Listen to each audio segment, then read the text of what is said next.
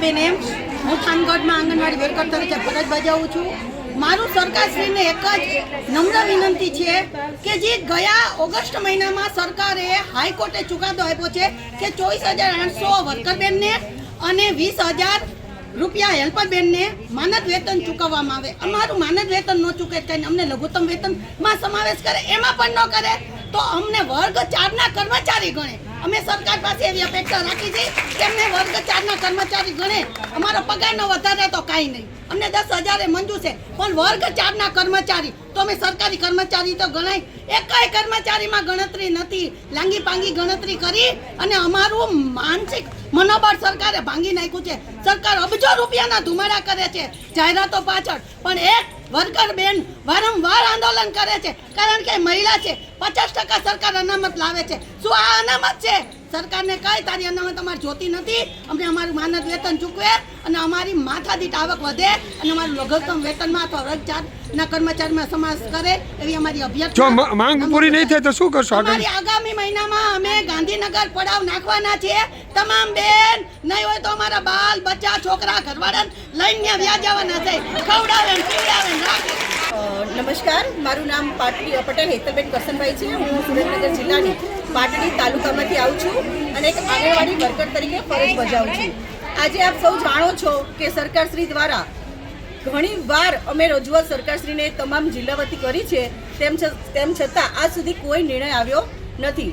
માનનીય કોર્ટ દ્વારા અગાઉ પણ જણાવી આપ્યું છે કે તમામ વર્કર અને હેલ્પરોનું જે લઘુત્તમ વેતન છે એ આપવું, તેમ છતાં હજુ સુધી લઘુત્તમ વેતન આપવામાં આવ્યું નથી। વારંવાર બહેનો અનેક વાર રજૂઆત કરે છે, અનેક વાર હોબાળા કરે છે, અનેક વાર આંગણવાડીઓ બંધ રાખે છે। ના છૂટકે અમારે આંગણવાડી બંધ રાખવી પડે છે। આજે અમે તમામ જિલ્લામાં બહેનો ભેગી થઈ છે। ઓલ ગુજરાતમાં બધે બહેનો જિલ્લા વાઇઝ આજે આ પ્રોગ્રામ આપવાની છે। અગાઉ સપ્ટેમ્બર મહિનામાં અમે લોકો ગાંધીનગર માટે મોટા પ્રોગ્રામ કરી રહ્યા છીએ। જો સરકાર સૂતી હોય તો તે સરકાર જાગી જાય। આજે અનેક પ્રશ્નો છે કે તમે જુઓ કે 10,000 વેતન છે અને હેલ્પર બેન કે જેનું વેતન છે 5,000માં તમે વિચારો કે શું થાય આટલી મોંઘવારીમાં। એ બેન સવારે 9 વાગ્યાથી આવી અને 3 વાગ્યા સુધી આંગણવાડીમાં કામ કરે છે, તેમ છતાં એને 5,000 વેતન મળે છે। અને અમને બહેનોને આજે 50થી વધારે કદાચ કામગીરી સરકારની કરવાની હોય તો એક આંગણવાડી વર્કર બેન કરે છે કે જે પાયાથી લઈ અને ઉપરની ઊંચી ઇમારત સુધી જે ઇમારત આજે છે એ અમારી બધી વર્કરો થકી છે। તો સરકારશ્રીને ખાસ કહેવામાં આવે છે કે જે નવા મોટા હાથી હાયલા જાય છે અને આ કીડીઓ જેવી બહેનો એને માટે તો સરકારે આમ બીમ મૂકી દીધા છે આડા કે વર્કરો જઈ ના શકે એ બાજુ। એટલે સરકારને ખાસ કહેવામાં આવે છે એવીટી લાઈન મૂક્યું છે। આજ તમે વિચારો કે 3 વર્ષનું બાળક આંગણવાડીમાં આવે છે, એ બાળક શું સામે જોઈને બેસી શકવાનું છે? આજે 30 બાળકો આંગણવાડીમાં હોય, 2 બાળકો આમ જોતા હોય, 2 બાળકો ઊંચું જોતા હોય તો એ બાળકોના ફોટા આવતા નથી। તો જે હેડ કાઉન્ટમાં ફોટા આવે છે એનું જ બિલ મળશે, એવું તો સરકારશ્રી દ્વારા વારંવાર અમને પ્રેશર આપવામાં આવે છે। અને જિલ્લા વતી તો એટલું પ્રેશર વર્કરોને તમામને આપવામાં આવે છે કે તરત જ માનદ વેતન તમારું બંધ કરી દેવામાં આવશે। બસ પહેલું એક જ વસ્તુ, તમે 100% કામગીરી કરો। અરે 100% કામગીરી ઓનલાઈન ના થાય એના માટે તમારે જરૂરી તમામ સુવિધાઓ વર્કરોને અને હેલ્પરોને આપવી પડે।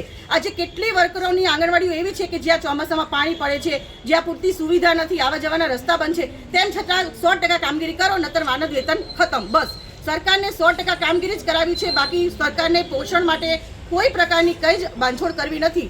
ખાસ તો એક જ છે કે 24,500 રૂપિયા પગાર વધવો જોઈએ। મારું નામ ચાવડા પ્રીતિબેન છે, હું વઢવાણ તાલુકામાંથી આવું છું અને અત્યારે અમે સમગ્ર સુરેન્દ્રનગર જિલ્લાના વર્કર તેમજ હેલ્પર બહેનો અહીંયા ભેગા થયેલા છીએ। આજરોજ અમારે ટાગોરબાગથી કલેક્ટર કચેરી સુધીની રેલી અમે યોજેલી હતી અને રેલી યોજવાનો મુખ્ય ઉદ્દેશ્ય એ જ હતો કે અમારે જે પગાર વધારો છે, હાઈકોર્ટનો ચુકાદો આવેલો હોવા છતાં 1 વર્ષ થઈ ગયું છે કે જે હાઈકોર્ટનો ચુકાદો આવેલો છે, છતાં પણ સરકાર તેની અમલવારી કરતા નથી, હાઈકોર્ટના ચુકાદાને પણ માન્ય ગણતા નથી। બસ અમારા બહેનોની માંગણી એક જ છે કે જે હાઈકોર્ટે ચુકાદો આપેલો છે કે જે વર્કર બહેનોને 24,800 અને હેલ્પર બહેનોને 20,300 જે પગાર ચૂકવવાનો થાય છે એ પગાર ચૂકવે। આગામી સમયમાં શું તમારી રણનીતિ રહેશે? આગામી સમયમાં અત્યારે તો અમે અહીંયા સુરેન્દ્રનગર જિલ્લામાં આયોજન કરેલ છે અને જો સરકાર નહીં જાગે તો સપ્ટેમ્બર મહિનામાં યુનિયન દ્વારા અમને કહેવામાં આવશે ત્યારે અમારે ગાંધીનગરમાં પડાવ નાખવામાં આવશે। મારું નામ ડાભી દુર્ગાબેન છે, હું લીંબડી તાલુકાના પ્રમુખ છું। સાહેબશ્રી જે સરકાર જે છે એનો અમે કોઈ વિરોધ નથી કરતા અને સરકારથી અમને કોઈ તકલીફ પણ નથી। માત્ર કહેવાનું એટલું જ થાય છે કે અમને જે હાઈકોર્ટે જે ચુકાદો આપ્યો છે તો એ ચુકાદો અમલ કરે બસ. આ અમારી બહેનો છે એ કોઈ દિવસ ઘરની બહાર નીકળવા માટે તૈયાર જ નથી હોતી, પણ જ્યારે એનું ઘરનું પોષણ પોષણ ન થતું હોય, એના બાળકોનો અભ્યાસ ન પૂરો થતો હોય, ત્યારે એ બહેનો ના છૂટકે ઘરની બહાર આ રોડ ઉપર નીકળવા માટે તૈયાર થઈ છે. ક્યાંય તમે જોયું છે કે કોઈ લેડીઝ ઘરની બહાર એમનામ નીકળે? હાઈકોર્ટે ચુકાદો આપી દીધો છે તો સરકારને ખાલી માત્ર એ હાઈકોર્ટના ચુકાદાનો અમલ કરવા માટે અમે કોઈ લાખો રૂપિયા પગાર નથી માંગતા. અમે ખાલી અમારા બાળકનું ભરણ પોષણ થઈ જાય અને એમનું એજ્યુકેશન પૂરું થાય અને અમારી ઘરની જવાબદારી સંતોષકારક પૂરી કરી શકીએ, બસ એટલો જ અમારે પગાર જોઈએ છીએ. લઘુત્તમ વેતન આપો અને હાઈકોર્ટનો ચુકાદો કરો, બસ આટલું જ જોઈએ છીએ. અને જો સરકાર આ નહીં કરે તો પછી આગળનું જે થશે એ સરકારને જોવાનું રહેશે. બાકી અમે સરકાર વિરોધી નથી, પણ સરકારને પણ સાબિત કરવું પડે કે અમારે જે વસ્તુ અમને જોઈએ છે અમને દેવી પડે. અસ્તુ. ભારત માતા કી જય.